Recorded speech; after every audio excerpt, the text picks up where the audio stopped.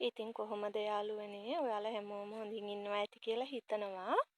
ඔන්න මගේ බෝංචි පැල නම් දැන් ලොකු වෙලා තියෙන්නේ ටිකක්. දැන් ඉතින් මෙයාලට කෝටු එහෙම හිටවන්න ඕනේ. චුට්ට දැන් ඉතින් මගේ වගාවේ පැල ලොකු වෙනවා. මේ නිතරම ඉතින් එයාලා ගැනම හොයලා බලනවා මම. මේ මෙතන මං කැරට් ඇට තමයි දාලා තියෙන්නේ. තාම චූටි පැල වෙනවා. මේ එයාලා තාම පැල වෙලා මදි. දැන් නම් අපිට චුට්ටක් පායනවා. ඒ හින්දා ඉතින් අවුව වැටෙන හින්දා එයාලා ඉක්මනට පැල වෙයි කියලා හිතනවා. බලන්නකෝ ලස්සන රතු රෝස් මලකුත් පිපිලා තියෙනවා.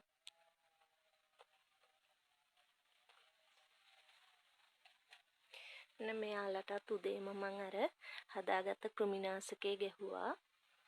මෙයා චූටි සුදු මැස්සෝ වගේක් ඉන්නවා. දැන් නම් නෑ. මේ එයාලා මේ ඉක්මනට මේ පැල පොඩ වෙන්න නැත්තම් මේ ලෙඩ කරනවා. මේ අර කෘමිනාශකේ ගැහුවේ නැත්තම්. මං ඒක හදන විදිහ ඔයාලට අද වීඩියෝ එකෙන් පෙන්නන්නම්කෝ.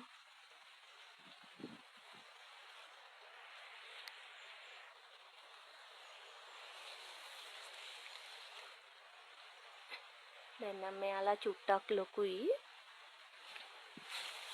මේ බණ්ඩක්ක පැල මේ පැල වීගෙන ඉන්නේ.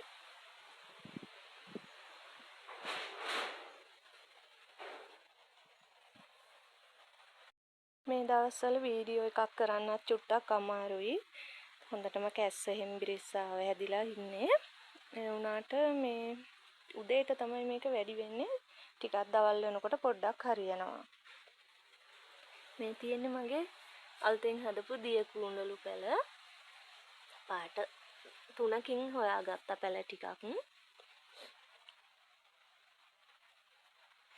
මෙයාලා ලොකු වුණාට පස්සේ මේ තව ටිකක් මේ හදා ගන්නවා.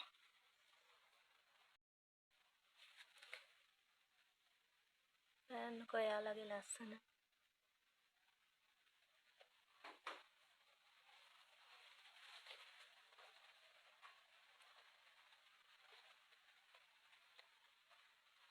මෙයාලට නම් ඉතින් මම වැඩි ලොකු සාත්තුවක් කරන්නේ නෑ. ඒ වුණාට එයාලා ගොඩාක් මල් ලොකුවට ලස්සනට පිපෙනවා. පහුගිය දවස්වල අර අවුව සැර හින්දා මේ මල් ගස් චුට්ටක් කහපාට වුණා.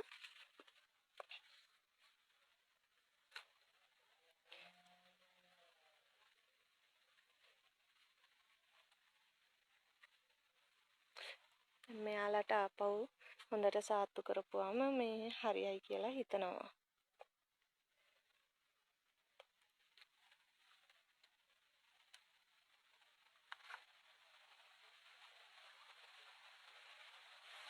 මම නම් ඉතින් මේ මල් වලට මේ අලුතෙන් පොහොර ಜಾති හැම මුකුත් දාන්නේ. කෙසෙල් ගෙඩි පොතු එකතු කරලා මේ දියර පොහොර එකක් හදලා චුට්ට දානවා ඉඳලා හිටලා.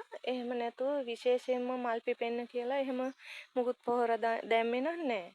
මං පොල් එලිත් එක්ක මේ අපේ පිදුරු දි รา පත් වෙන්න අරිනවා.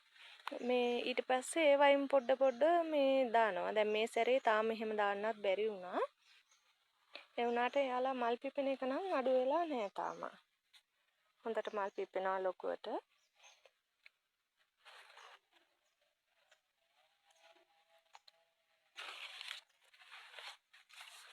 දැන් මෙයාගෙත් මේ පැල ගොඩාක් හැදිලා තියෙන්නේ.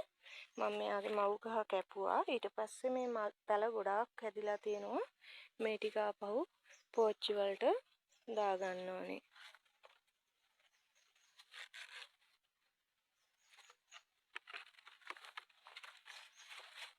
බලන්නකෝ මෙයාගේ පොහොට්ටු ගොඩ.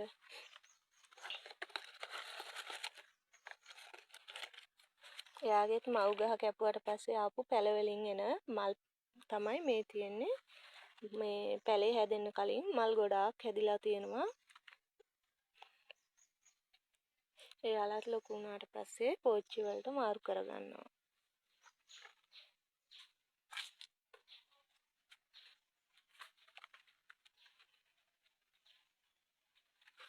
මම මේ එක පැලේ ගානේ ඉල්ලගෙන ඇවිල්ලා තමයි යාළුවනේ මේ විදියට පැල වැඩි කරගෙන තියෙන්නේ.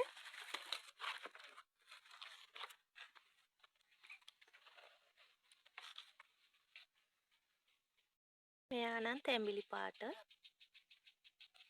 එයාට ලස්සනට හැදෙනවා මේ එයාලට මේ පැල වැඩි දැන්.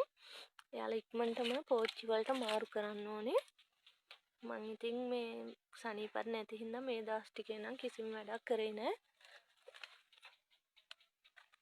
මේ තියෙන්නේ මේ ටික ඔක්කොම තැඹිලි පාට ඇන්තූරියම්. එක පැලයක් ගෙනාගත්තා නම් ඒකෙන් අපිට කට් කරලා ගොඩාක් පැල හදාගන්න පුළුවන්.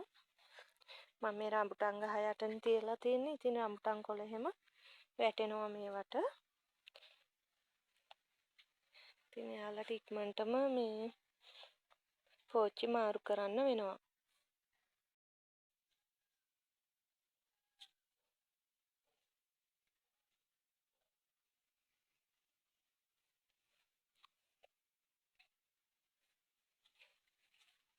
බෑන්නකෝ අන්නාසි ගෙඩියකුත් හැදීගෙන ඉන්නේ අපේ පැත්තේ. ඉස්සර නම් මේ අන්නාසි ගොඩාක් තිබුණා. දැන් ඒ ඔක්කොම වඳ වීගෙන යනවා. ඒවා කාලයකට මේ අන්නාසි පැල ගලවලා හිටවුවේ නැත්නම් අන්නාසි ගස් වඳ වෙනවා. මේ කිතුල් කඳක් දෙකට කපලා මේ ගෙනලා තියෙන්නේ ස්ට්‍රෝබෙරි පැල ටික හිටවන්න. ඒ ටික හිටවනකොට මම ඔයාලට වීඩියෝ එකක් ගන්නම්. මේකේ මැදට කොම්පෝස්ට් දාලා පොල් ලෙලි එහෙම දාලා ස්ට්‍රෝබෙරි පැල ටික හිටවන්න කියලා තමයි හිතාගෙන ඉන්නේ. අද මේ රැට උයන ගමන් ඉන්නේ.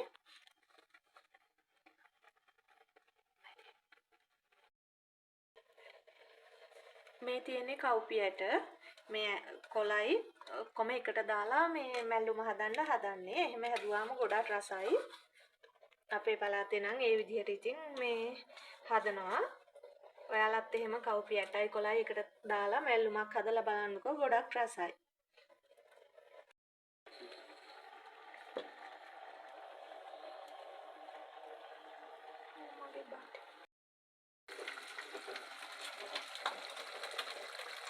ඔන්න යාළුවනේ මම දැන් රැට උයාගෙන ඉවරයි. බත් උයලා දෙල් කිරට හැදුවා. මම දෙල් එකට පරිප්පු චුට්ටක් දැම්මා. ඔයාලත් එහෙම පරිප්පු චුට්ටක් දාලා හදලා බලන්නකෝ. එහෙම ගොඩක් රසයි. එතකොට මේ කව්පියට කොළයි එකට දාලා මැල්ලුමක් හැදුවා. මස් එකක් හැදුවා. යාද රැට අපි කෑම වේල තමයි මේ තියෙන්නේ. ඔයාලත් එහෙම හදලා බලන්න. දෙල් වලට පරිප්පු ටිකක් දැම්මහම මේ ගොඩාක් රසයි.